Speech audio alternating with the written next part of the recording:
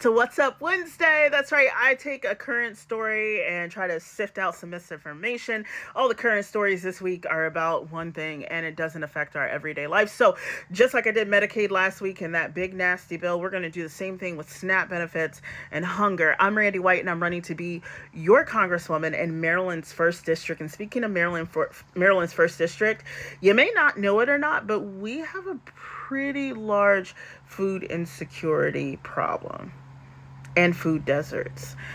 This is why when people talk about SNAP benefits and requirements, and well, maybe they shouldn't have processed foods and maybe they shouldn't be able to get steak or something like that, I want people to stop with the food policing.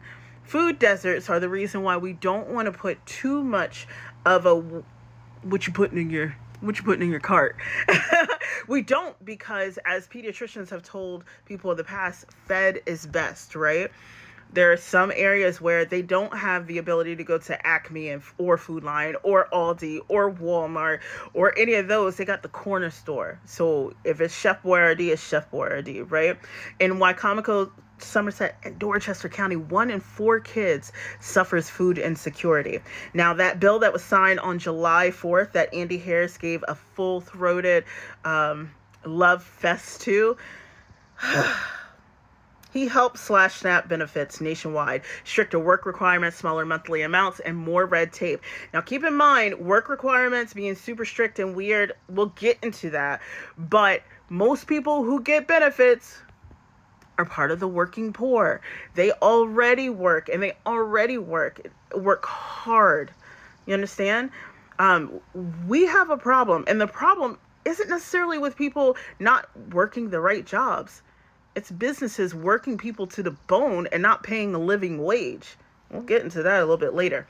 But remember, when SNAP cuts happen, school meals suffer as well, because many schools qualify for free meals for every student, but only if enough families are enrolled in programs like SNAP. So when the numbers go down, which they're going to, the whole school loses. So think about that. Paperwork filed weird or aged out or just something. It just didn't stretch out long enough.